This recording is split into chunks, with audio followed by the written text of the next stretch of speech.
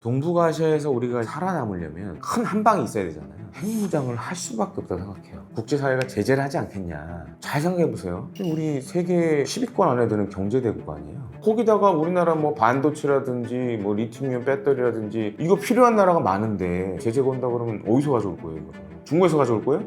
오히려 국제사회가 힘들어지는 거죠.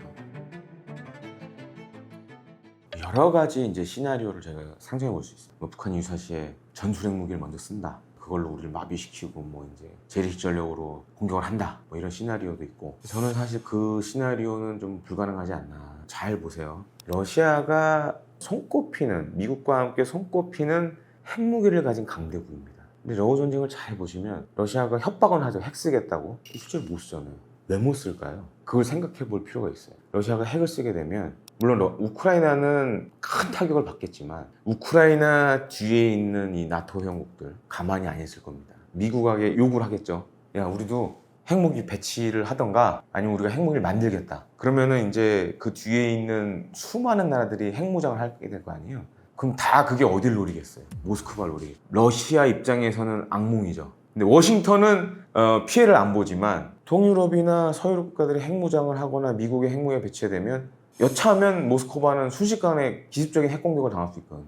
근데 지금 북한이 만약 핵을 쓴다. 그러니까 대량 살상무기라는 카테고리를 봐야 됩니다, 이거는. 북한이 많이 가지고 있는 게 물론 핵도 있지만 화학무기, 그것도 많이 가지고 있죠. 심지어 김정남을 말레이시아에서 암살할 때 화학무기를 썼어요. VX를 썼어요. 그 정도로 북한은 화학무기도 많은 양을 갖고 있어요. 화학무기는 핵무기하고 달리 보존기간이 되게 짧습니다. 매년 생산해서 계속 비축을 해야 되는 거예요. 많이 갖고 있어요. 근데 북한도 화학무기 쓰면 화학무기를 못 쓰죠. 왜냐? 미국은 화학무기가 없어요, 지금. 그러면 만약에 북한이 우리를 상대로 화학무기를 썼다, 핵을 썼다, 그러면 주한미군 사령관은 바로 그 즉시 미 대통령에게 핵무기 사용을 승인해 주십시오라고 합니다. 대부분의 미국에서 나온 시나리오는 그렇게 돼 있어요. 그러니까 이제 미국도 많은 핵을 갖고 있지만 베트남전이나 뭐 이후의 전쟁들 보면 핵을 안 쓰잖아요. 미국이 지금 전 세계에서 유일하게 전쟁에서 핵을 쓴 나라 아니에요. 2차 세계대전 때 히로시마 나가사키에. 그 이후로 단 한 번도 안 써요. 한 번도 쓴 적이 없어요.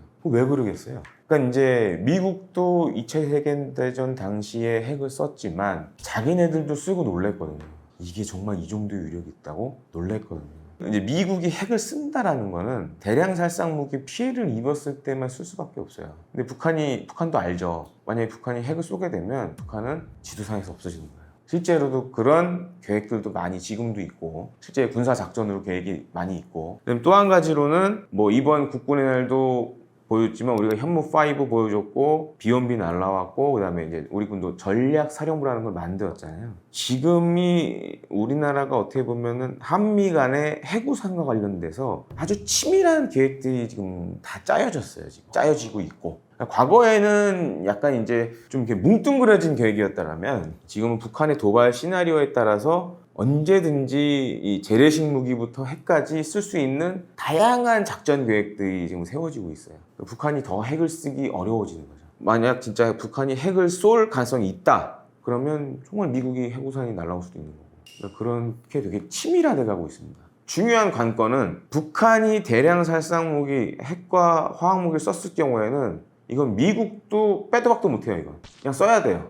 방법이 없어요. 왜냐하면 안 쓰는 상황이 오게 되면 동맹국들이 다 핵을 만들겠죠. 이제 쟤네 핵우산 보장한다고 그랬는데 막상 상황이 되니까 안 쓰네? 그러면 이제 많은 미국의 동맹국들이 자체적인 핵 개발에 나서겠죠. 핵무장에 나서겠죠. 그러면 이제 미국이 가지고 있는 패권이 무너지기 시작하는 거죠. 재래식 무기를 이용한 전쟁이 우선이 될 수밖에 없고, 그래서 많은 분들이 지금 이제 북한이 쓰레기 풍선 보내잖아요. 여기에 무슨 화학무기나 뭐 생물무기 이런 거 보내면 어떡하냐 걱정하시는 분들이 많은데, 그걸 못하는 이유가 다 대량 살상무기거든요. WMD로 들어가면 미국은 핵밖에 없어요. 답이 대량 살상무기에 들어가기 때문에. 그리고 그거에 그러면 비례해서 뭔가 우리가 해야 되는데, 우리나라도 화학무기가 없고 미국도 화학무기 다 폐기했고 계속 폐기를 하고 있거든요. 그리고 야전엔 없어요. 이제 더 이상. 냉전 시절에 있었어요. 근데 지금은 하나도 없는 상황이기 때문에, 그건 제가 말씀드렸잖아요. 주한미군 사령관이 그렇게 되면 미 대통령에게 핵무기 사용을 건의할 수밖에 없다고. 그래서 사실은 북한도 그걸 못하죠. 다만 이제 쓰레기 풍선을 우려낸 거는 거기에 이제 이런 폭발성, 인화성 타이머들이 지상에 떨어져서 만약에 폭발하거나 불이 날 경우에 그걸로 인해서 뭐 예를 들어 우리 국민이 화재가 일어난다거나 폭발 사고가 일어났을 때 다치거나 죽을 수도 있죠. 물론 그런 일이 일어나서 안 되겠지만 그런 위험성은 사실 좀 있습니다. 사실은 제가 봤을 때 이 장사정포의 파괴력보다 장사정포로 인한 피해도 물론 있지만 가장 큰 건 뭐냐? 심리적인 부분이에요. 패닉. 수도권에 한 2천만, 1천만이 사는데 2천만, 1천만이 패닉 상황에 빠져봐요. 그게 더 무서워요, 사실. 아니 물론 뭐 자기 옆에서 포탄이 터질 수도 있고 하지만 그로 인한 심리적 공황. 그럼 사람들이 지금 우리가 이 일상생활에서 만나는 사람들하고는 상황이 달라지겠죠. 좀 진짜 막 편의점을 약탈할 수도 있고 그렇잖아요. 자기가 살기 위해서, 생존하기 위해서. 물론 공포, 패닉, 치안도 유지가 안 되는 그런 여러 가지, 그게 가장 저는 봤을 때 제일 무서워요. 그래서 그런 측면을 진짜 유사시 우리가 어떻게 할 거냐. 그래서 가장 중요한 거는 이거 보시는 영상을 보시는 분들, 뭐 군대 갔다 오신 분들은 대부분 다 요 단어 알 겁니다. 데프콘이란 단어. 데프콘 3가 만약에 뉴스에서 나왔다. 긴장을 해야죠. 그때는 거의 이제 잘하면 전쟁이 날 수도 있겠다라는 상황이 이제 데프콘 3거든요. 2가 되면 이건 50% 이상 넘어간 거고 1이면 전쟁 난 거고. 그래서 이제 대부분 이제 군대에 갔다 오신 분들 아시지만 3 되면은 이제 준비를 슬슬 하잖아요. 그러다 2 되면은 이제 저기 탄약 수령하고 해가지고 이제 나갈 준비를 싹 마치고 1 되면 이제 기존에 있던 주둔지를 버리고 작전 진지로 나가는 거 아니에요. 그 3만 돼도 우리가 좀 유의 깊게 봐야죠. 과거 사례를 보면 이제 걸프전 당시에 그때 이제 혹시 북한이 걸프전을 이용해서 뭔가 도발하지 않게 그때 그래서 좀 희미한 기억이지만 그때 데프콘 3로 한번 올라왔던 적이 있었고, 과거에 이제 뭐 판문점 미룬나무 도끼 사건이라든가 이때도 약간 이제 상향 조절을 했던 적도 있었고, 3가 나왔다 만약에 뉴스에서 갑자기 뭐 국방부가 한미연합사가 데프콘 3를 발령을 했습니다. 그러면 상황이 좀 이상한데 준비해야죠. 그러면 현재는 4입니다. 3가 된다라는 거는 상황이 좀 이상할 수도 있다라고 봐야겠죠. 저는 뭐 이제 북한의 핵에 대한 대응도 있지만 더 큰 문제가 사실 아시다시피 인구 감소가 굉장히 심각하게 진행이 되고 있고, 지금 50만 병력을 간신히 유지하고 있지만은 이런 추세로 가다 보면은 30만, 20만 가는 것도 이제 몇 년 안 남았다라고 보여지고, 20만 밑으로 병력이 내려가게 되면 저는 핵무장을 할 수밖에 없다고 생각해요.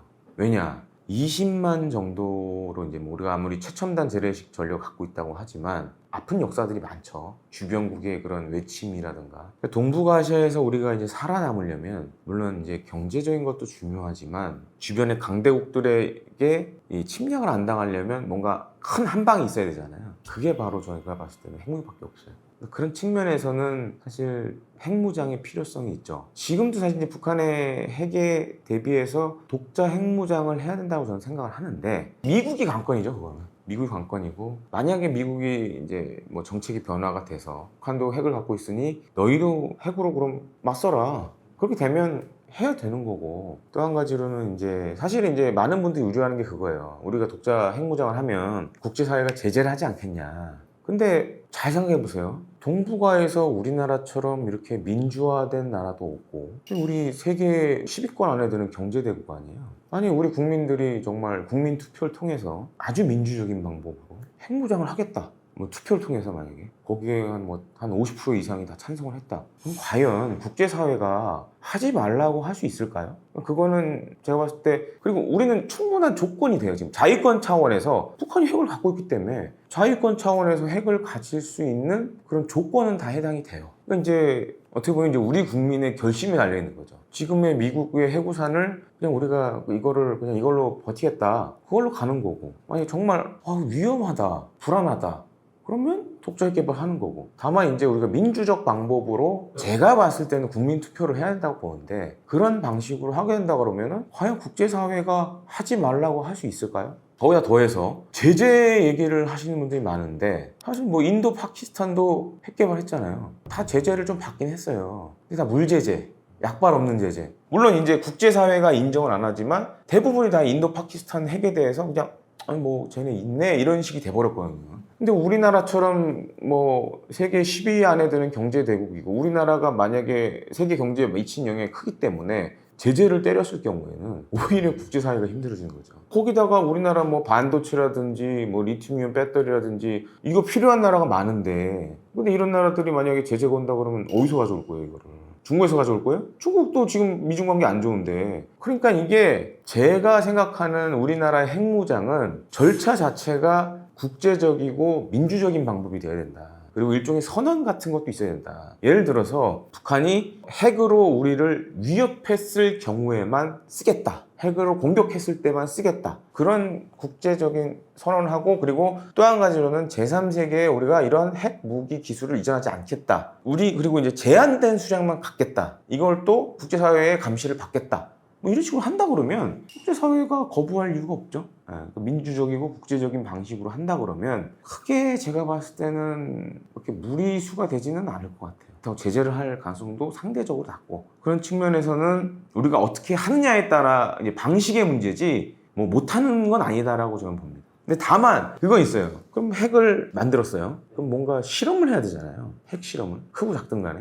그것도 이런 국민 투표를 해야지만 제가 봤을 때는 할 수 있다라는 거죠. 왜냐면은 뭐 일각에서 그런 얘기 합니다. 뭐 시뮬레이션으로 하면 되지 않냐. 시뮬레이션으로 하면 북한은 왜 핵실험을 했겠어요? 핵 보유국이라는 걸 선언을 하는 거거든요, 핵실험은. 시뮬레이션을 누가 못해요? 그냥 우리도 하면 되지. 근데 그러면 무슨 효과가 있어요, 그게? 핵 보유국이라는 거를 효과가 안 나오는데. 그래서 뭐 이스라엘은 그렇게 하지 않았냐, 뭐 이렇게 얘기하시는 분들도 있는데, 우리가 만약에 제가 말씀드렸던 뭐 국민투표 방식으로 한다. 정당성도 얻었고, 실험을 통해서 핵 보유국이다. 그럼 누가 우리나라를 건드렸어요? 대한민국을. 그런 측면도 우리가 고려를 해야 된다는 거죠. 기술력은 사실 원자폭탄 만드는 거는 구글로 검색만 해도 나와요. 지금 다 북한이 사실 핵 개발하는 것도 이미 핵 무기는 2차 세계대전 때 나온 거 아니에요, 원자폭탄이. 기술은 이미 다 나와 있어요, 어떻게 만드는 방법에 대해서는. 그래서 사실 어렵진 않아요. 그리고 우리나라 기술력이면, 그리고 지금 우리나라 원자력 발전소가 보면 폐연료봉이 그득그득해요. 지금 재처리만 하면 어마어마한 양이 나와요. 넘쳐나요. 그러니까 이게 사실 큰 문제인데, 지금 이 수조에 담겨있는 폐연료봉들이 어마어마하거든요. 이제 만약에 뭐 국민투표를 통해서 우리가 핵 개발하겠다, 재처리 바로 들어가면 돼요. 국제사회가 어떻게 할진 모르겠지만 그렇다고 노라고는 못할 겁니다. 그러니까 우리가 어떻게 하냐, 방식의 문제지 노라고 하기는 어려워요. 자위권 차원에서 가진 여건이 되거든 지금. 그러면은 사실 뭐 기술이 안 되는 것도 아니고, 그 다음에 핵탄두를 쏠 발사체, 그러니까 이런 무기들은 많거든요. 우리가 넘쳐나죠 지금. 한 1톤 정도도 안 돼요, 지금 우리 기술로는. 그 미만으로도 만들 수 있어요. 그러면 현무5가 필요 없죠. 그냥 지금 현무4 이런데, 아니면 현무2에 그냥 달기만 하면 되니까. 거기다가 뭐 지금 잠수함에서 발사하는 SLBM도 국내 개발로 만들었고, 그러니까 정말 핵 무장만 하게 되면 쏠 수 있는 수단은 무궁무진합니다. 이제 그런 문제는 없는 거죠, 북한하고 달리. 기술적인 문제는 없다고 봐요. 그러니까 이제 지금 자꾸 이제 병력 감소가 갈수록 심해지니까 무인 체계를 많이 들어오려고 그러죠. 병력 빠지는 부분을 무인 체계로 지금 상당 부분을 대체하려고 하고 있고, 그래서 이제 뭐 앞서도 제가 말씀드렸지만 유무인 복합, 그러니까 유인 체계와 무인 체계를 같이 쓰는 그런 것들이 향후에 우리 군의 주요한 전력이 되지 않을까, 이렇게 보고 있습니다. 무인화가 굉장히 좀 이제 가속화되지 않을까, 그런 쪽으로 좀 많은 예산이 앞으로 향후 투입될 것 같고, 실제로 지금 막 그런 변화들이 많이 보이고 있습니다, 우리 군에. 그래서 뭐 오늘 우리나라의 우리 군 같은 경우에는 이제 북한의 핵과 뭐 대량 살상 무기에 대비한 여러 가지 지금 다양한 무기들을, 국산 무기들을 개발하고 있고, 또 한미가 북한의 핵을 억제하기 위해서 뭐 냉전 시절 때보다도 오히려 더 치밀한 계획들을 지금 세워놓고 있습니다. 그렇기 때문에 그런 측면에서 좀 안심을 하셔도 되지 않나. 다만 이제 오히려 걱정이 되는 건 지금 김정은의 건강이 안 좋기 때문에, 지금 김주애가 보면 좀 빨리 등판했잖아요. 향후에 북한에 좀 그런 좀 돌발 상황이 생기지 않을까, 그런 부분은 좀 우려되는 측면이라고 할 수 있겠습니다. 사실 이육군에서도 한번 그런 얘기를 한 적이 있었어요. 이 시가전이 쉽지가 않다. 요새지대죠, 요새지대. 다 산으로 둘러싸여 있잖아요. 뭐 아파트도 있고, 거기 진입하는 동시에 아파트 이런 데서 막 뭐가 날라오기 시작하는 거죠. 공성전은 성을 부셔버리면 되잖아. 근데 이거는 그런 성이 수백 개가 있는 거 아니에요. 일로 내려오는 거는 이제 지옥의 길로 들어오는 거죠. 죽으러 오는 거예요. 전쟁을 하게 되면 전쟁의 주요 목표가 어딜까요? 수도죠. 그렇게 따져보면 서울은 사실 이제 그 남북이 대치하고 있는 거를 보면 굉장히 짧은 거리에 수도가 지금 있는 거거든요. 그래서 사실 이제 박정희 대통령 때부터 수도를 옮기려는 노력을 많이 했어요. 그래서 지금은 이제 세종시로 이제 행정도시라 해서 그걸로 많이 옮겨갔잖아요. 근데 사실은 아예 수도를 그쪽으로 옮길까도 옛날에 많이 검토를 했었죠. 그런 이제 문제 때문에. 근데 이게 사실 쉽지가 않아요. 수도를 옮긴다는 게. 그래서 사실은 엄밀히 얘기하면 사실 세종으로 모든 정부기관이 다 가야 되거든요. 근데 이게 약간 이제 정치적인 문제도 있고 그러다 보니까 못 가고 사실 아직도 일부는 서울에 남아 있잖아요. 그런 문제가 여전한데 근데 이제 박정희 대통령 때부터 뭘 하게 되냐면 수도 서울을 어떻게 옮길 수는 없지만 이 기능을 좀 분산해야겠다. 그래서 한 게 바로 강남 개발을 하게 되고 잘 보시면 그 한강을 경계로 이제 강남 지역에 보면은 중요한 우리 정부 기관들이 있잖아요. 그게 다 그때 세워진 계획에 의해서 옮겨온 거예요. 강북의 인구를 분산한다는 목적도 있었지만 중요 기관이 너무 강북에 밀집되어 있다 보니 유사시에 이게 취약하다. 그래서 일부를 이제 강남으로 옮기면서 강남 개발을 한 거거든요. 우리가 아는 그 잠수교 그것도 사실은 이제 유사시를 대비해서 밑으로 돼 있잖아요. 다리 밑으로 돼 있잖아. 그러니까 이제 북한의 공격의 영향을 최소화하기 위해서 그 다리를 만든 거예요, 사실. 군사적인 목적으로 만든 거예요. 그리고 지금은 잘 그 훈련을 안 하는데 한 2000년대 초반 뭐 그 전에 보면 한강에 일종의 이제 부교를 띄워서 전차나 이런 거 이동하는 훈련도 굉장히 많이 했어요. 2010년 초까지도 했었어요. 근데 지금은 잘 안 하는데 그러니까 이제 옮기는 게 쉽지 않다라는 거는 사실 모든 정권이 생각을 했던 거죠. 그래서 이제 행정도시도 사실 이제 그런 의미가 담겨 있는 거고 그다음에 이제 서울도 잘 보시면 이제 박정희 대통령 시절에 만들었던 건축물들 보면 벙커 기능을 한다던가 건물 자체가. 근데 그때만 하더라도 뭘 질 때마다 이제 군부대 허가 받아야 됐거든요. 지금은 사실 그런 게 없지만 뭐 고도 제한 이런 거는 사실 아직도 군부대 허가를 받아야 되는 부분이 있는데 그때는 건물 하나 질 때마다 다 그런 군 평가를 받아야 됐거든요. 그러다 보니까 이제 강북 지역이 잘 보시면 이 건물은 건물인데 약간 요새화된 건물들이 있어요. 다 그때 만들어진 거예요. 그러니까 우리가 자유로 잘 가다 보면 막 대전차 방도 있고 그러잖아요. 그게 다 그런 이유 때문에 만든 거예요. 그리고 심지어 70년대 말 보면은 그러니까 서울 북부 지역을 상당히 요새화하는데 그 건설이나 이런 거 투자를 많이 합니다. 그러니까 사실 이제 어느 나라가 됐던 수도를 정할 때 그러니까 뭐 조선시대부터 서울이 수도였죠. 보면 다 산으로 둘러싸여 있잖아요. 그러니까 우리 산성들도 있고 그때부터 그 옛날부터 그런 걸 본 거죠. 다 그렇게 이제 산으로 둘러싸이고 강이 있고 넓은 이제 평야지대가 그러니까 넓은 이제 어떻게 보면 이제 수도의 요건들이 다 갖춰진 지형을 갖고 있죠. 그러다 보니까 자연적인 방어력이 있는 거죠. 거기에 더해서 우리는 이제 예를 들어서 60년대, 70년대부터 서울 북부 지역은 시가전에 대비한 그런 요새화를 조금씩 점차 해왔고 그런 것들이 좀 이제 합쳐져 있다고 보시면 되겠습니다. 축선이라고 하죠. 그래서 개성, 문산, 축선. 이제 6.25 때 잘 보시면은 이제 북한군이 남침한 루트들 그런 축선들에 대비해서 사실 우리가 요새화를 계속 해온 거죠. 이제 일산 같은 경우가 이제 대표적인 예라고 할 수 있는데 개성, 문산, 축선 같은 경우에는 사실 우리 군이 거기에 맞춰서 이제 6.25 때의 전운을 이제 반영을 해서 모든 방어 대비가 다 돼 있어요 지금도. 그럼 이제 글로 내려오면 북한군은 사실상 이제 다 전멸할 수밖에 없는 거죠. 그러니까 화력, 기갑전력, 보병 이런 것들이 중첩되게 다 지금 그 축선상으로 배치가 돼 있거든요. 중요한 이제 타격이랑 이런 것들도 다 지정이 돼 있고 일로 내려오는 거는 이제 지옥의 길로 들어오는 거죠. 죽으러 오는 거고. 그럼 이제 여기가 아닌 딴 데로 우회를 해야 되잖아요. 우회 기동을 딱 해야 되는데 근데 우회 기동을 할 때 딱 걸리는 게 일산이에요. 그러니까 일산과 분당은 저는 이제 분당에 살았지만 분당도 잘 보면 분당으로 만약에 적이 진입해 들어오고 만약에 분당에 무슨 우리 이제 병력들이 쫙 깔려 있다. 거기서 헤어나오기 힘들어요. 거기 진입하는 동시에 굉장히 뭐 진짜 이제 아파트 이런 데서 막 뭐가 날라오기 시작하는 거죠. 그러면 이제 북한 입장에서는 굉장히 괴로운 거죠. 많은 병력이 우회를 해서 일산으로 들어간다 그러면 엄청난 타격을 받을 수밖에 없고 심지어 김영삼 정부 때 당시 국방부 장관이 일산이 그렇게 만들어졌다 그 얘기를 국회에서 했었어요. 그때 일산 주민들이 난리가 났었죠 한번.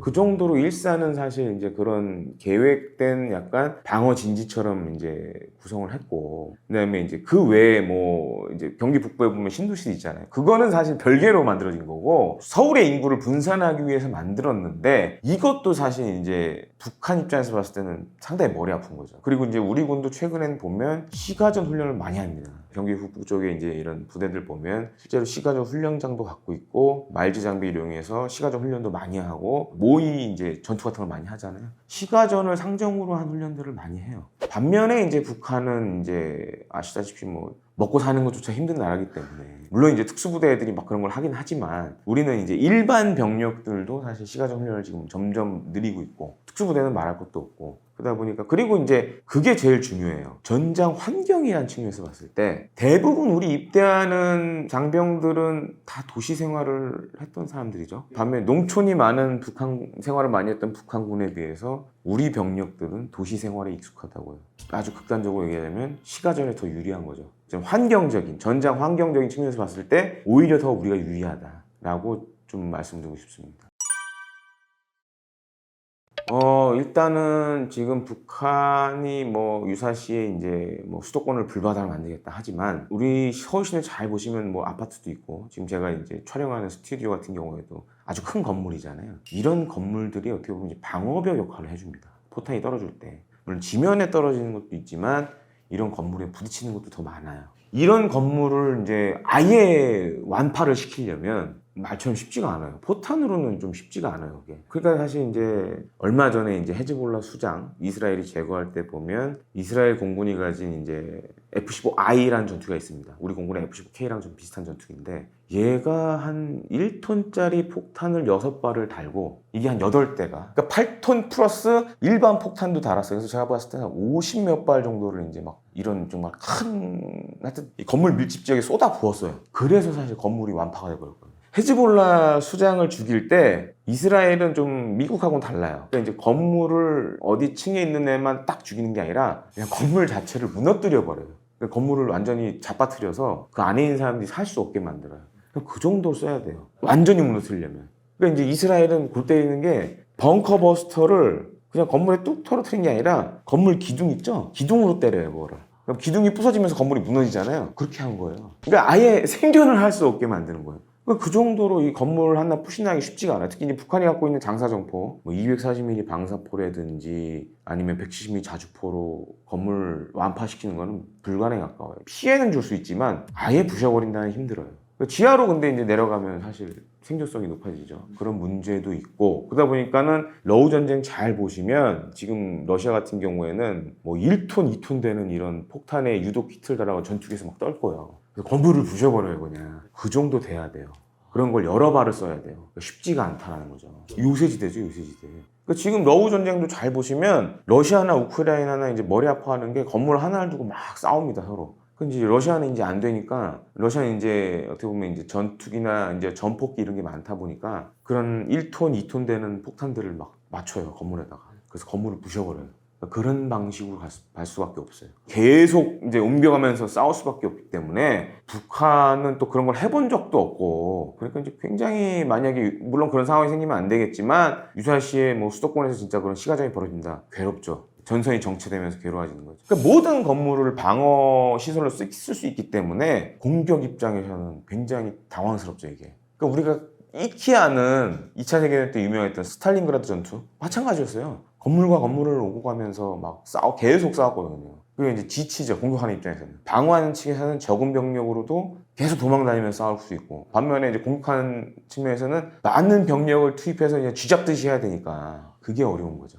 공성전하고 또 차원이 달라요. 공성전은 성을 부셔버리면 되잖아요. 근데 이거는 그런 성이 수백 개가 있는 거 아니에요. 러시아 우크라이나 전쟁도 보면 시가지에 싸우는 거 보면 정말 치열하게 싸워요. 뭐 아마 이제 유튜브나 뭐 SNS를 통해서 많이 보셨겠지만 쉽지가 않다라는 거죠. 또한 유사시에는 이제 민간인들이 대피할 수 있는 시설, 특히 그 여의도역, 그 다음에 마포역 같으면 잘 보시면 이게 깊이가 몇백 메다 돼요, 진짜. 벙커버스터로도 뚫기 힘들어요. 마포역하고 여의도역 같은 경우 이제 한강이 있기 때문에 그래서 이제 밑으로 들어가서 한강을 밑으로 가야 되잖아요. 그러다 보니까는 이제 전체적으로 더 기하로 내려갈 수밖에 없고 이제 그런 목적이 있었는데 사실은 이제 우리 뭐 민방위나 이런 관련된 사이트나 이런 데 보시면 이제 정부가 지정해놓은 대피 시설들이 있습니다. 대부분이 다 지하철역이에요. 근데 여의도나 마포역 같은 경우에는 벙커버스터 종류가 여러 가지인데 일반적인 벙커버스터로도 관통이 힘들어요. 그 정도로 밑에 있어요. 그것도 그렇고 우리가 이제 서울을 잘 보시면 강변 따라서도 이렇게 도로들이 잘 있잖아요. 이런 것들도 사실 유사시에는 잘 쓰면 공격도 할 수 있고 방어도 할 수 있습니다. 그 다음에 이제 도시 외곽 순환도로 이런 것들도 일종의 방어망이 될 수 있고 그러니까 우리는 어떻게 보면은 뭐 도시 외곽 순환도로 사실 그걸 의도한 건 아니지만 어떻게 쓰느냐에 따라서 방어적 시설로도 쓸 수가 있어요. 예를 들어서 도시 외곽 순환도로나 강변도로 잘 보면 이렇게 대부분 교량으로 돼 있잖아요. 교량을 부셔버리면 이게 거대한 장애물이 되죠. 지상에 갑자기 퍽 떨어지면 못 가죠, 아무도. 그것도 있고 전차 같은 경우에 이제 기동하는데 좀 제한이 있고, 또 한 가지는 우리가 이제 방파제들 보면 이제 콘크리트로 돼 있잖아요. 그런 것들 사실 그냥 길가에 세워놓으면 전차가 못 가요. 기동을 못 해요. 어마어마하게 무겁죠. 거기다가 이제 생긴 모양도 전차가 기동하기 어렵거든요. 서울 자체가 사실 미국군에서도 한번 그런 얘기를 한 적이 있었어요. 메가시티다 이거는. 메가시티죠. 여기 살고 있는 인구가 몇 천만인데. 그래서 이 시가전이 쉽지가 않다. 그런 평가를 낸 적이 있습니다. 따져보면 이 메가시티에서 시가전을 한다라는 거는 북한 입장에서는 재앙이다. 우리가 수도권 북부 지역에서는 어떻게든 막아야 돼요. 남침하는 북한군을. 근데 뭐 만약에 서울로 들어온다 그러면은 이제 우리 군도 사실 딜레마가 몇 가지가 있죠. 서울에 있는 사람들을 빨리 남쪽으로 대피시켜야 되는 그런 문제가 있죠, 사실. 그런 것도 사실 우리 입장에서는 오히려 시가전보다는 서울 이 시내에 살고 있는 민간인을 얼마나 빠른 시간 내에 전장 밖으로 이탈을 시키느냐, 이게 핵심이 될 수 있겠죠. 일단은 뭐 특작부대가 침투한다라는 시나리오는 뭐 옛날부터 있었고, 또 한 가지는 이제 서해 보면 북한이 뭐 서해 동해할 거 없이 북한이 많은 수의 공기부양정을 운영하고 있습니다. 호버크래프트라고 하죠, 우리가. 왜 이렇게 물에 떠서 막 빠른 속도로 달려온 정말 많은 전력을 갖고 있어요. 근데 사실 우리가 이제 아파치를 산 이유 중에 하나가 그런 빠른 공기부양정을 단시간에 처리할 수 있는 게 공격 헬기예요. 아파치는 또 이제 롱보우 레이더를 갖고 있으니까 롱보우 헬파이어 쏘면은 단번에 16개 목표를 동시에 때릴 수 있거든요. 거기다 이제 우리 이제 해병대 같은 경우에는 비궁이라는 국산 유도 로켓 그것도 운용을 하고 있고, 그래서 과거에 비해서는 우리가 그런 돌발적인 침투에 대비한 무기 체계들도 많이 갖고 있고 탐지 자산들도 지금 많이 갖고 있는 상황이라, 그래서 사실은 이제 북한이 공기부양정을 많이 갖고 있는데 올해 7월에 북한에서 큰 수해가 났었죠. 많이 보셨을 거예요.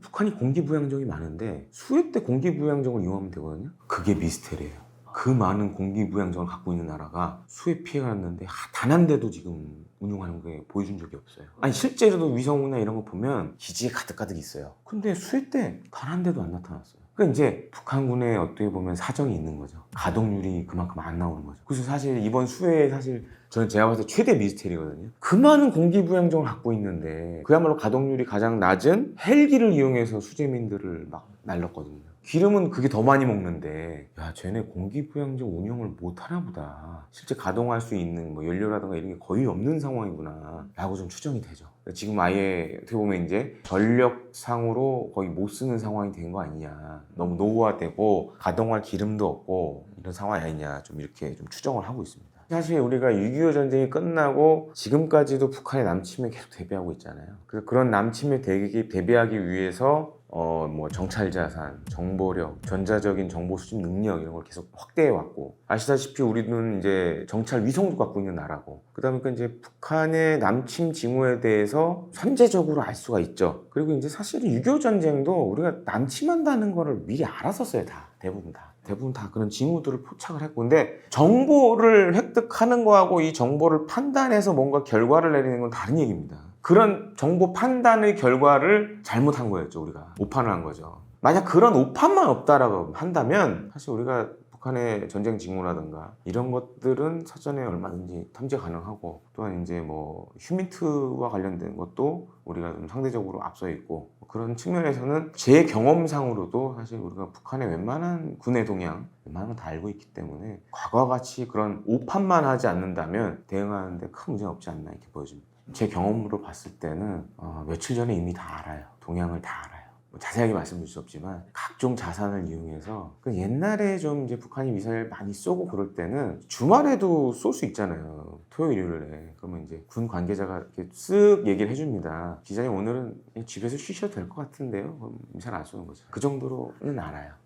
근데 이제 우리가 그거를 공개적으로 얘기 못한 이유가, 그렇게 얘기를 하게 되면 우리의 이제 정찰 능력이나 자산이 노출될 수 있기 때문에 얘기를 못하는 거지, 기본적으로 한미연합자산들이 다 알아요. 징후를 포착을 하면 정말 세심한 추적에 들어갑니다. 그러면서 이제 징후들 다 포착을 하고 다 이제 준비를 하고 있죠. 근데 다만 정보로 획득한 사안에 대해서 자칫 오판을 하게 되면 그게 큰일이 될 수가 있다는 거예요.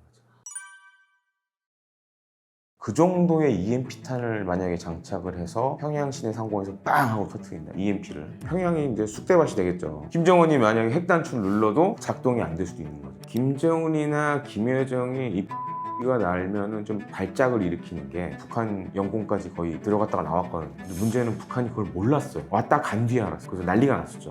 북한의 레이더는 잡을 수가 없어요. 바로 이 현무5 미사일이라고 하겠죠. 사실 이제 이게 어떻게 보면 우리 군의 비닉 무기 중에 하나였는데, 이제 비닉 무기라는 것은 이제 공개를 하지 않는 아주 비밀스러운 무기였는데 전격적으로 이번에 10월 1일 국군의 날에 공개를 했어요. 근데 사실 이 공개 과정도 많은 좀 논란이 있었습니다. 정부 내에서도 굳이 지금 시점에 이걸 공개를 해야 되느냐 말아야 되느냐 이걸 두고 좀 말들이 많은 것으로 저는 이제 알고 있었는데, 이 현무5를 공개함으로써 어떻게 보면 이제 북한에 대한 무력 시위와 함께 우리 국민들에게 우리가 어떠한 도발에도 강력한 응징을 할 수 있는 이런 무기체계를 갖고 있다. 공개를 하는 게 타당한 것 같다. 결론이 그렇게 내려져서 이번 국군의 날에 이제 공개를 하게 됐습니다. 근데 사실 현존하는 전 세계 여러 가지 이제 탄도 미사일이 있고, 그 중에 이제 재래식 탄도, 핵이 아닌 재래식 탄도를 사용하는 미사일 가운데서는 제가 봤을 때는 세계에서 가장 큰 것 같아요. 전체적인 미사일 크기도 크고 무게도 굉장히 크고, 또 한 가지로는 탄두 무게도 뭐 언론에는 8톤으로 나왔지만 제가 알고 있기로는 8톤 이상으로 알고 있거든요.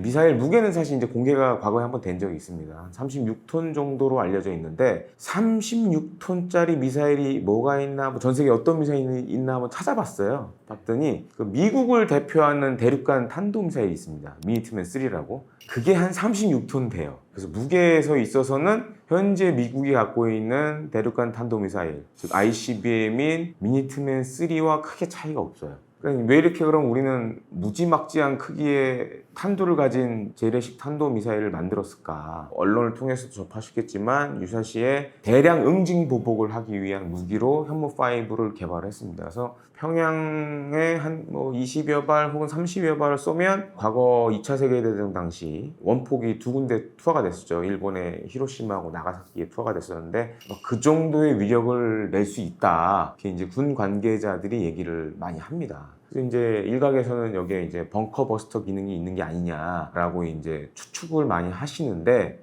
그럴 가능성도 사실 없지 않게 있어요. 8톤 이상이다 그러면은 보통 이제 탄두를 감싸고 있는 재질, 이제 탄체 무게가 뭐 많으면 3분의 2 혹은 3분의 1 정도 되는데, 그런 아주 이제 특수하고 무거운 물질 사용해서 지하 깊숙이 침투할 수 있도록 그렇게 만들지 않았나 이렇게 좀 추정이 되긴 합니다. 핵을 가질 수 없으니까 재래식 무기로 이제 할 수 있는 최대의 위력을 발휘하는 그런 탄도 미사일을 만들 수밖에 없는 거죠. 그래서 사실 이제 전술핵 위력을 갖고 있다라고 하는데, 사실 핵무기는 위력이나 이런 거 같은 경우에는 아무리 현무5가 세다고 해도 핵만큼은 위력을 낼 수는 없지만, 제가 추정키로는 열압력탄을 내장을 하고 있는 것 같아요. 그러니까 열압력탄이 뭐냐면 폭발과 함께 열과 압력이 막대한 양의 이제 열과 압력이 발생하는 그런 좀 특수한 재래식 무기라고 할 수 있는데, 그게 한 8톤 이상을 만약에 열압력탄을 갖고 있다 그러면 폭압, 그러니까 폭발 시 발생하는 압력이나 그런 효과는 전술핵 정도, 한 발의 위력이 한 전술핵 정도의 위력을 낼 수 있지 않을까 이렇게 좀 추정이 되는 상황이고, 우리 군도 이렇게 흘리는 걸 보면 적으면 20여 발, 많으면 30발 쏘면 뭐 평양을 초토화할 수 있다 얘기하는 걸 봤을 때는 8, 9톤 정도의 열압력 탄이면 그 정도의 위력을 낼 수 있지 않나. 만약에 20여 발, 30발 쐈을 경우에는 그럼 뭐 평양이 이제 쑥대밭이 되겠죠. 그러니까 우리나라를 자세히 보시면 산악 지형이 많잖아요. 도로가 물론 넓은 데는 뭐 6차선, 8차선까지 되는 데도 있지만, 현무5가 유사시에 작전해야 되는 지역들은 대부분 도로 폭이 뭐 좁을 수도 있고 아니면 산악 지역에서 해야 될 수도 있고, 그러다 보니까 사실은 36톤 정도 되는 미사일들은 보통 바퀴가 한 16개 되던가 뭐 이렇습니다. 근데 우리는 지금 18개 정도 되거든요. 상대적으로 바퀴수가 많다라는 거는, 일단은 제가 봤을 때는 우리나라 도로 보면 이렇게 무거운 건설 장비들 못 가는 데가 있잖아요. 그런 것들도 좀 이제 이 도로와 관련된 접지와 문제와 관련된 것도 해소하려는 부분도 보이고, 또 한 가지는 이제 일부 언론에서 개걸음이라고도 했는데, 그러니까 이제 좁은 도로나 이런 데 빠져나가야 할 때 그런 측면 기동을 할 수밖에 없어요. 그러니까 이제 한국적 전장 환경의 특수성을 어떻게 보면 우리 미사일 발사 차량에 이제 적용한 걸로도 보여지고, 사실 제가 현무5 제작하는 거 못 봤지만 이제 그 전에 뭐 현무2라든가 뭐 다른 것들 만드는 걸 우연찮게 한번 본 적이 있었거든요. 발사관을 만드는 걸 봤는데, 우리나라 이 현무2부터 시작해서 계열 탄도미사일, 특히 발사 차량 특징 중에 뭐가 있냐면 이 발사관 있지 않습니까? 발사관을 알루미늄 장갑판으로 만들어요. 방탄 능력을 갖고 있어요. 그래서 장갑차에 쓰이는 알루미늄 장갑 재질을 발사관에 만들 때 사용을 해요. 그러니까 기본적으로 소총탄 같은 경우에는 방어가 가능해요. 왜 그럼 그렇게 만들었냐? 북한은 많은 특수부대를 갖고 있기 때문에, 예를 들어서 현무2 같은 그런 우리 군의 중요 자산이 특수부대에 공격을 당했을 경우, 그랬을 경우 소총이나 이런 걸로, 그러니까 예전에 우리가 80년대에 만들었던 현무는 발사관이 없었어요. 그냥 미사일을 차에 싣고 다니는 개념이었어요. 그러니까 이제 소총만 쏘면 다 부실 수 있는 거죠. 그래서 현무2부터는 뭐 이거는 공개된 정보이기 때문에 현무2부터는 이제 발사관도 만들면서 발사관 자체를 방탄 기능을 집어넣었어요. 현무5도 따져보면 이제 그런 발사관으로 만들었을 가능성도 있고, 또 한 가지로는 이제 이전에 현무2, 4 이런 것들은 보면은 핫 런치 방식을 사용했습니다. 미사일의 추진체가 그대로 점화해서 이제 공중으로 올라가는 그런 방식을 썼는데, 현무5는 잘 보시면 뒤에 좀 원통형으로 되어 있는 뭔가가 있어요. 그러니까 그건 뭐냐? 콜드런치 방식을 사용했다는 의미거든요. 사실 우리나라가 콜드런치 방식도 좀 세계적 수준의 기술을 갖고 있습니다. 그래서 이 36톤 되는 미사일을 콜드런치로 탁 띄워서, 그러니까 가스압을 이용해서 공중으로 띄워서 점화해서 날아가는 방식이거든요. 그러니까 그런 것도 사실 세계적인 미사일 기술로 봤을 때는 손꼽히는 기술 중에 하나고, 그런 한국적 전장의 특수성이 많이 반영된 세계 최대의 재래식 탄도미사일이다 라고 좀 정의를 하고 싶습니다. 현존하는 탄도미사일 가운데서는 거의 뭐 최첨단의 기술을 갖고 있다. 뭐 이제 발사 차량이나 발사관이나 그다음에 미사일 자체도 굉장히 최첨단의 그런 기술들을 많이 가지고 있다라고 보시면 되겠습니다. 막기 어려울 거예요. 그러니까 우리가 만약에 그런 현무5를 사용할 정도면 사실상 이제 전쟁 단계거든요. 전면전이라고 봐야겠죠. 그래서 아니면 전면전의 가능성이 높다. 한 90% 이상 된다. 그리고 북한이 핵을 쏠 수도 있다. 그럴 때 이 현무5가 사용이 되는데, 이제 사실은 저도 이제 기지도 어디인지 대략 알고 있는데, 기지 규모도 어마어마해요. 현무5 기지도 사실 지금 이제 막 건설을 만드는 것도 있고 완성이 된 것도 있는데, 뭐 여기서만 제가 말씀드리지만 미국 러시아 ICBM 기지 못지않게 어마어마한 그런 좀 시설을 자랑하고 있어요. 그래서 사실 보시다시피 현무5가 엄청 크잖아요. 그러다 보니까 이거를 이제 운용하는 시설도 크기가 크겠죠. 전 세계에 손꼽히는 뭐 미러 그런 대륙간 탄도 미사일 기지 같은 규모로 좀 보여요. 그러니까 요격이 뭐 불가능하지 않은데, 현무5를 쏠 정도면 우리가 그런 북한의 유격시설을 초토화시켜 놓겠죠. 왜냐면은 뭐 우리가 아시다시피 현무2도 있고, 현무3는 이제 지상에서 쏘는 순항미사일입니다. 현무4는 그보다 더 큰, 현무2보다 더 큰 탄도미사일이고, 그 다음에 이제 현무5 있는데, 현무2, 3, 4가 이제 그런 방공망을 다 없애버리겠죠. 혹은 또 우리 공군의 뭐 F-35라든지 타우러스라든지 이런 것들이 이제 먼저 그런 중요 시설을 다 없애버린 후에 현무5가 쏠 가능성이 높기 때문에, 사실 북한이 요격할 만한 수단이 딱히 없는 상황이죠. 지금 현무5를 공개했다라는 거는 군에 이제 배치가 됐다는 얘기고, 참고적으로 들리는 소식에 의하면 현무5도, 그러니까 현무4 같은 경우에도 4-1, 4-2, 4-3 이렇게 개량형들이 쭉 나왔어요. 현무5도 아마 비슷하게 지금 개량을 계속 할 것 같아요. 성능 개량을. 그러면은 뭐 벙커버스터 기능뿐만 아니라 뭐 여러 가지 일을 할 수 있겠죠. 예를 들어서 한 8톤 이상에 되는 이 탄도 무게면 거기에 자탄을 만약에 넣는다. 조그마한 아주 라이터 크게 자탄들을 넣는다 그러면 어마어마하겠죠. 아마 이제 평양, 한 발로 평양 시내를 다, 뭐 초토화는 아니지만 자탄을 이용해서 그냥, 그 정도의 그런 뭐 다양한 아마 후속 개량형들이 등장을 할 겁니다. 그러면은 아마 북한 입장에서는 굉장히 상대하기 곤란한 그런 무기가 되지 않을까 생각이 듭니다. 물리적 수단, 혐오5 같은 뭐 예를 들어 이제 타격력을 가진 물리적 수단도 있지만, 예를 들어서 EMP탄, 비물리적 수단, 예를 들어서 강력한 전자파를 이용해서 그런 상황이 있을 수 있죠. 이제 김정은이 핵을 쏘라고 지시했을 때, 어차피 핵을 쏘라고 지시하면 다 통신이라든지 전자적 신호에 의해서 그걸 할 수밖에 없잖아요. 그럴 때 예를 들어서 우리가 혐오5에 정말 8톤 이상 되는 이런 탑재량을 자랑하는데, 거기에 정말 초강력 EMP 탄을 집어넣으면 핵을 쏘지 않지만 핵폭발 시에 사실 EMP가 발생하거든요. 그게 되게 굉장히 무섭습니다, 사실. 방사능에 의한 낙진도 있지만 EMP에 의한 피해도 상당하거든요. 근데 우리 지금 혐오5는 8톤 이상의 탑재량을 자랑한단 말이에요. 그 정도의 EMP탄을 만약에 장착을 해서 평양 시내 상공에서 빵 하고 터트린다, EMP를. 물리적이 아닌 전자기적인 그런 파괴를 진행한다 그러면 그 위력도 어마어마하겠죠. 그러니까 한 방에 팍 하면서 갑자기 이제 평양 시내 모든 전기, 전자제품이 다 망가지는 거죠. 그렇게 되면 사실 이제 북한이, 김정은이 만약에 핵단추를 눌러도 작동이 안 될 수도 있는 거죠. 그런 것까지도 혐오5는 무한한 그런 성능 계량의 잠재력을 갖고 있다라고 보시면 되겠습니다.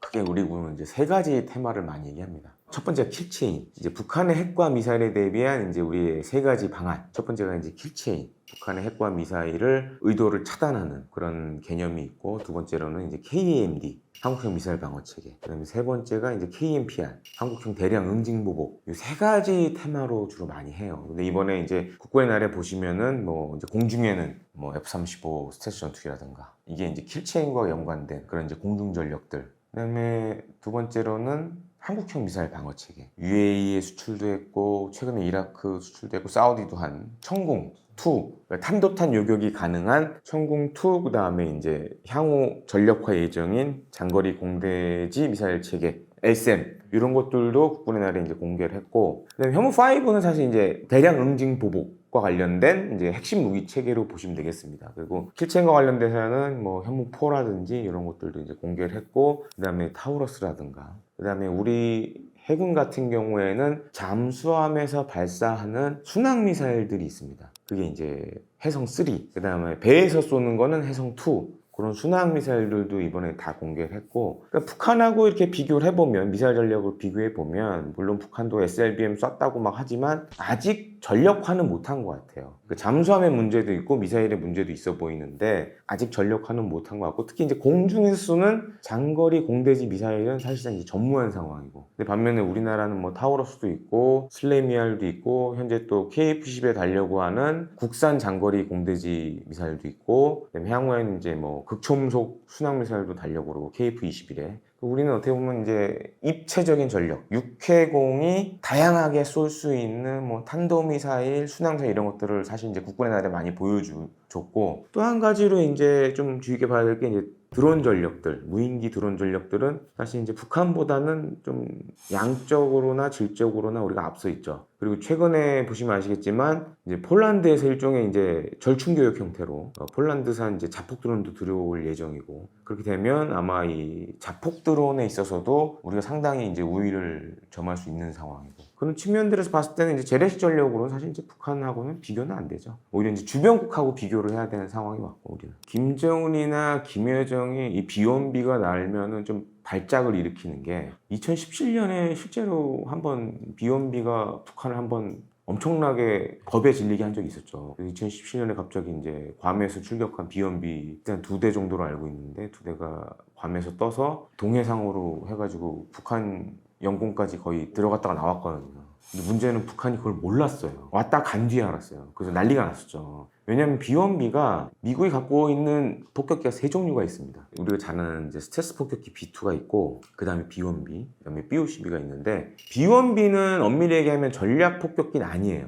왜냐면 핵무장 운용을 안 합니다. 그래서 그냥 일반적으로 재래식 폭탄을 운용하는 폭격기예요. 근데 BOCB는 전략 폭격기라고 불러요. 그러니까 B2하고 BOCB는 전략 폭격기입니다. 왜냐? 핵을 쏠 수 있는 폭격기예요. 그래서 전략 폭격기라고 하는데, 근데 이 B1B는 BOCB나 B2에 비해서 탑재하는 무장의 양이 미국이 갖고 있는 폭격기 가운데서 가장 많은 무장을 달 수가 있어요.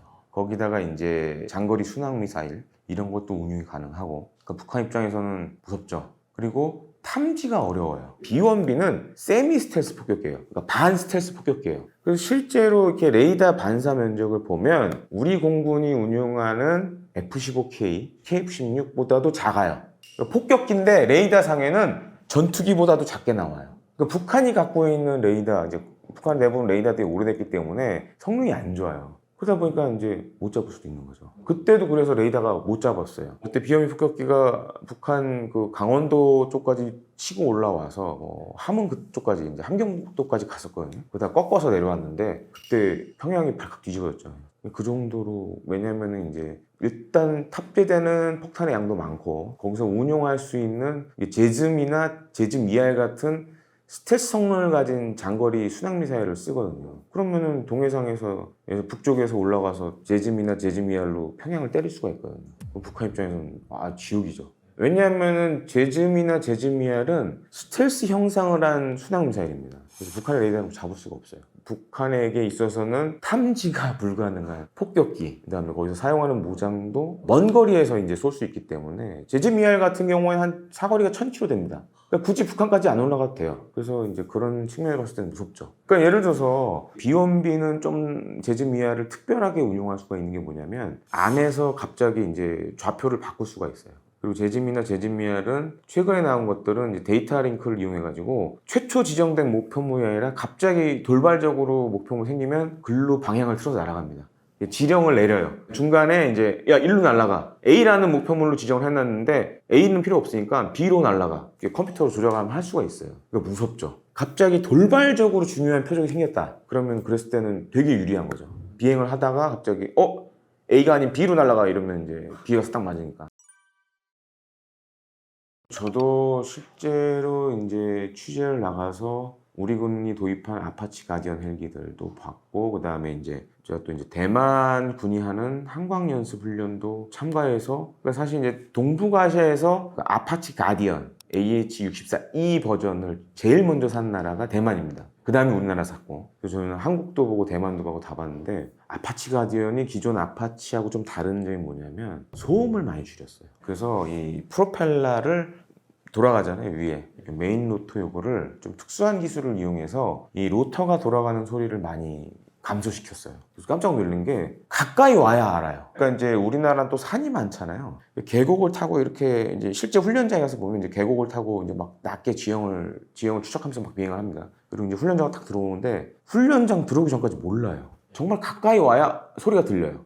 그 정도로 사실 이제 생존성 향상을 위해서 그런 특수한 기술을 이용한 로터 설계를 좀 했고, 또 한 가지로 이제 센서라든가 이런 것들도 아파치 가디언에 장착된 이런 전자광학 장비라든가 연령상 장비 이런 것들이 거의 HD급 이상이에요. 그래서 이제 먼 거리에서도 아주 또렷하게 이제 목표를 딱 포착을 해서 추적을 합니다. 이런 기능들 같은 경우에도 굉장히 우수하고, 또 이제 주한미군에서 운용하는 아파치 가디언이나 기존 아파치들 같은 경우에는 유무인 복합이라는 기능을 사용합니다. 이게 아마 생소하실 텐데, 지금 미군의 아파치 가디언들은 이제 적진 깊숙이까지 안 들어가고 대신에 이제 미 육군 항공대에 보면 이제 여러 종류의 무인기들이 있습니다. 뭐 사단에 쓰는 무인기도 있고, 그다음에 군단급 제대 혹은 뭐 그 이상 제대에 쓰는 무인기들이 많이 있어요. 그래서 이제 대표적인 게 이제 뭐 그레이 이글 뭐 이런 게 있는데, 이런 무인기들이 적지 중심으로 들어가서 뱅뱅 돌면서 그 주변 상황을 다 이제 아파치한테 보내줘요.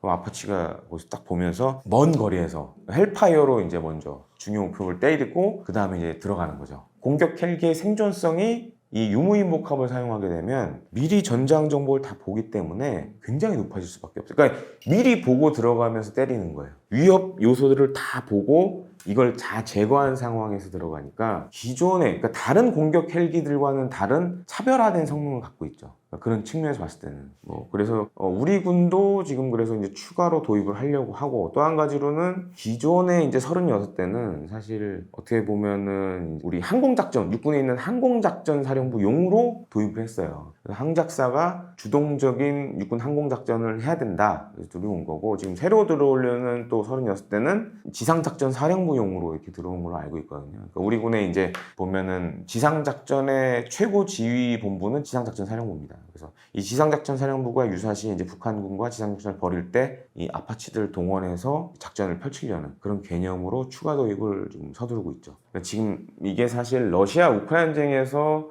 러시아 공격 헬기들이 우크라이나의 이제 드론 공격에 비행을 하다가 드론에 맞아가지고 격추당한 일이 생기고 그랬거든요. 근데 사실은 이제 공격 헬기 자체의 성능으로는 모든 걸 다 할 수는 없어요. 어떻게 운용하느냐, 어떻게 장비를 잘 쓰느냐, 이게 굉장히 중요한데 러시아군 같은 경우에는 뭐 러시아군이 갖고 있는 공격 헬기들이 나쁘진 않아요. 근데 운용을 잘 못해요, 보면은. 그러니까 운용에 미스가 생기다 보니까 실제로 저도 이제 육군 항공에서 공격 헬기를 운영하시는 조종사분들도 알고 있는데 그분들이 하는 얘기가 우리나라 육군 항공 같은 경우에는 사실은 지금은 공격 헬기를 주간에는 잘 안 써요. 야간 작전에 포커스가 맞춰져 있어요. 그러니까 공격 헬기가 그러니까 지금 전쟁터에 살아남으려면 주간 작전은 사실 생존성에 많은 위협을 받죠. 왜냐면 눈에 띄니까. 근데 이제 러시아는 잘 보면은 러우 전쟁, 2022년 러우 전쟁 초기에도 실제로 주간에 많은 수를 운용하다가 견착식 지대공미사일이나 이렇게 격추당한 경우도 많고, 반면에 지금 미국은 앞서도 제가 뭐 얘기해줬지만 유무인복합이라는 책을 쓰고 있거든요. 그러니까 무인기가 먼저 가서 보고 있는 거예요. 그다음부터 이제 무인기가 그런 주요 뭐 대공포라든지 미사일 이런 걸 미리 보겠죠. 그래서 그걸 먼저 때리고 들어가는 개념인데, 반면에 러시아군은 이제 유무인복합이 이제 상대적으로 이제 공격 헬기와 무인기가 이게 통합이 되는 시스템이 아니다 보니까 그런 측면에서 좀 취약점이 많죠. 근데 반면에 우리나라는 이제 소형 무장 헬기라든가 그다음에 여러 가지 이제 무인기들을 이용한 유무인복합을 향후에 할 예정이기 때문에 러시아처럼 그렇게 취약하진 않다. 그래서 오히려 공격 헬기가 어떻게 보면 제대로 된 성능을 발휘할 수 있는 여건을 지금 많이 만들고 있다. 그리고 또 한 가지가, 그런데도 불구하고 러시아, 우크라이나 다 공격 헬기를 많이 써요. 더 충격적인 거는 그 이제 우크라이나의 영향을 많이, 지금 우크라이나 전쟁에 영향을 많이 받는 나라가 폴란드인데, 폴란드가 최근에 아파치 가디언을 90대 넘게 구입을 했어요. 그래서 사실은 우리나라가 미 육군 다음으로 많이 쓸 거라고 이제 72대가 되니까 30대 추가 들어오면, 근데 폴란드가 90대 넘게 구매를 했어요. 지금 그래서 미국은 다음으로 향후에 아파치 가디언을 가장 많이 운용하는 국가가 폴란드인데, 그러니까 러우 전쟁의 교훈을 적극적으로 지금 폴란드군이 받아들이고 있는데, 근데 아파치 가디언을 90대 넘게 샀단 말이에요.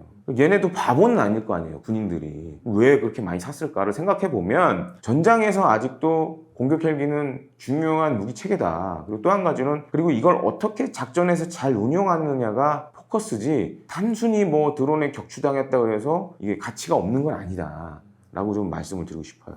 어떤 무기체계든 간에 어떻게 잘 쓰느냐가 중요하거든요. 무기체계 성능도 물론 중요하지만 전장 환경에 맞게 잘 이제 유연하게 어떻게 쓰느냐, 그것도 핵심이라고 저는 봅니다.